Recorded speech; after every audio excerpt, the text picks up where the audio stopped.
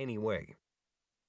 The fans loved connecting with their favorite comics and movies and TV series. Writers' Row offered comics, graphic novels, and novels of all kinds. Artists' Row offered some fantastic pieces, from those who had long been in the business to those who were just starting out. And then there was Actors' Row, the place where used-up B-list stars came to die. Well, as far as Kara was concerned, it really was a kind of death. It was where one came to pray to sell enough $20-a-shot autographed pictures to pay the rent for the month. Maybe that train of thought was a little melodramatic. The show was in syndication and they all made residual money, but it did not provide for the lifestyle that many a popular actor had become accustomed to.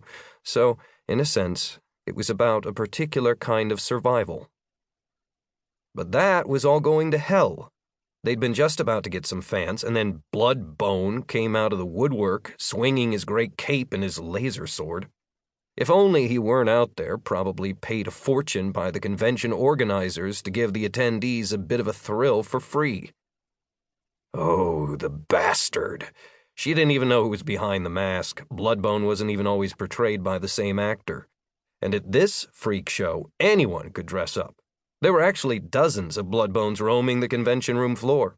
It was by far the most popular costume of the year. Hell, she could put on the damned costume and lift shoes and play Bloodbone. In fact, if they'd let her, she would. That could mean some big bucks again.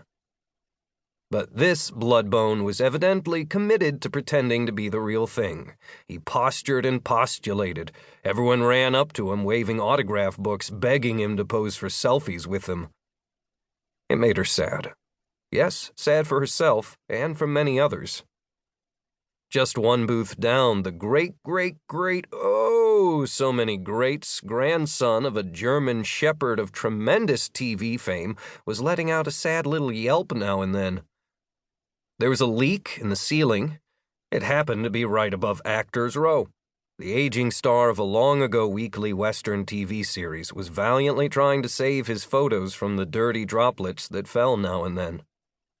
It was heartbreaking to see the poor pup and the faded star reduced to this. And now, with that wretched Bloodbone figure running around, for the most part, the actors were being left alone. Ignored. At least the dog didn't know that he was a has-been. Only every now and then someone would pause and look and remember them.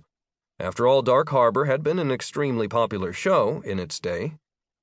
Kara had actually sold a few pictures, mainly thanks to the rest of the cast, especially Marnie Davante. Just a few more in rent for another month in West Hollywood, where she could still hope for the guest spot on a show now and then, was guaranteed. She looked down the table. There was Jeremy Highsmith, her TV husband, all those years. And now, go figure. Maybe it was all bearable.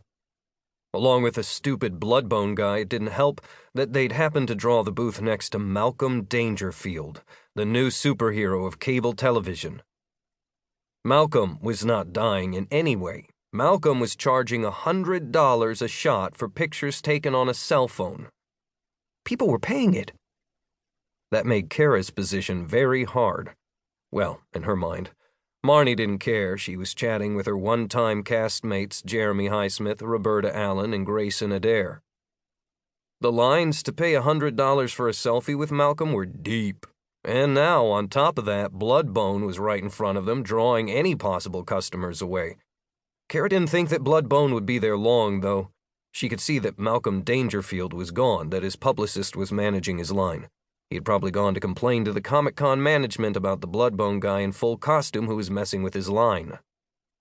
"Oh my God!" someone screamed.